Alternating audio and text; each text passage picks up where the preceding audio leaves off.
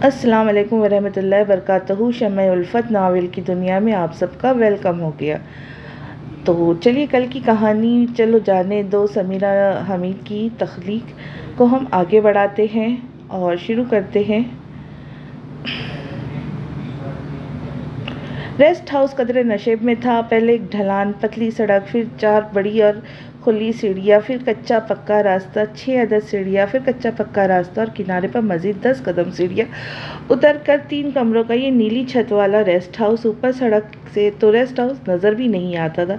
گاڑی پارک کر کے اپنا سامان باہر نکال کر سب سے پہلے جرار نے سڑک سے گھر کی طرف جانے والے راستے پر موجود برف پر اپنا پہلا قدم رکھا، جیسے چاند پر نیل نے رکھا ہوگا۔ یہ ان سب کا پہلا مشترکہ ٹور تھا کسی بھی پہاڑی اور برفانی علاقے میں۔ آس پاس بکھری برف کو ان سب نے بے یقینی سے دیکھا۔ پینڈو نمل زیر لب بڑبڑائی، کون سا راستہ اور کیسی سیڑھیاں؟ ریسٹ ہاؤس تک کا سارا راستہ برف سے ڈھکا ہوا تھا۔ گرتے پڑتے معاذ اندر سے جبار کو بلا کر لایا، جو اپنے ساتھ کدال اور ایک پتلا ڈنڈا لیتا آیا۔ کدال سے اس نے سیڑھیوں کو سیڑھیوں کی شکل دینے کی کوشش کی۔ برف بری طرح جم چکی تھی۔ بمشکل 2 قدم ایک لمبی لائن وہ سڑک سے گھر تک بنا سکا۔ لڑکے گرتے پڑتے سامان شفٹ کرنے لگے، لڑکیاں لانگ شوز اور لانگ کوٹ سنبھالتی جبار کا سہارا لیے باری باری گھر تک جانے لگی، اور جاتے جاتے 3-4 مزے سے پھسلی۔ فلموں میں تو ہیروئنیں مزے سے ڈانس کرتی رہتی ہے، برف پر ہم کیوں بار بار پھسل رہے؟ نمل نے گر کر اٹھتے ہوئے کہا۔ یہ پاکستان کی برف ہے، شاید اس لیے وہ یورپ کی ہوتی ہے۔ ہیرا نے ہمیشہ کی طرح زیادہ پڑھے لکھے ہونے کا ثبوت دیا۔ ایک تو ہر اچھی چیز یورپ میں ہی ہے۔ نمل قدم جما جما کر چل رہی تھی۔ ہر بار ان کے پھسل جانے پر جبار مضحکہ خیز انداز سے ہنسنے لگتا۔ وہ گھر کا کل وقتی ملازم تھا۔ رات کو اس کے خراٹے سن کر شامل اور نمل یہ سمجھے کہ شیر باہر کھڑا دہاڑ رہا ہے۔ اس کی ہنسی اور خراٹے ایک جیسا ہی ردم رکھتے تھے۔ برف پر ایسے چلتا تھا جیسے بندر کی طرح چھلانگیں لگا رہا ہو۔ معاذ کے نزدیک وہ ایک برفانی بدرو تھی، جو خاص برفانی علاقوں میں ہی پائی جا سکتی تھی۔ پتہ نہیں چلا 1 ہفتہ گزر گیا۔ عفان کم بولتا تھا، سب سے زیادہ مزے کرتا تھا۔ ہفتہ گزر جانے کا دکھ اس سے ہی زیادہ تھا۔ معاذ، جرار اور شامل کا بس نہیں چل رہا تھا کہ آتش دان میں گھس کے بیٹھ جائے۔ کراچی کے رہائشی تو باولے ہی ہو جاتے ہیں، یہاں آ کر مدیحہ نے معاذ سے اپنا بدلہ لیا۔ پنڈی کی رہائشوں کا یہ موقع بھی نہیں ملتا۔ 15 سال ہو گئے تمہیں پنڈی میں رہتے۔ برف کے بولے بنا کر ایسے اچھال رہی تھی جیسے ہر سیزن یہاں آتی ہو۔ معاذ بھی چپ نہیں رہا۔ پڑھنے لکھنے والے بچے گھومنے پھرنے میں اپنا وقت ضائع نہیں کرتی، وہ ادا سے بولی۔ یہاں تم CSS کی تیاری کے لیے آئی ہو نا؟ واپسی کب ہے؟ ہیرا کے سوال پر عفان نے اسے کچھ زیادہ ہی غصے سے گھور کر دیکھا۔ خبردار جو کسی نے واپسی کا نام لیا، معاذ نے انگلی اٹھا کر سب کی طرف باقاعدہ لہرا کر کہا تاکہ سب دیکھ لیں اچھی طرح۔ گھروں سے فون آئے تو کہو آواز نہیں آ رہی ہے، زیادہ آئے تو فون بند کر دو، بند فون بھی بجنے لگے تو فون اٹھا کر باہر پھینک دو۔ یہاں میں تمہیں کھلا رہا ہوں، گھما رہا ہوں، وہ سب خود تو کبھی تمہیں یہاں لاتے نہیں۔ اب بچے خود آ گئے تو پریشان نہیں ہو رہے۔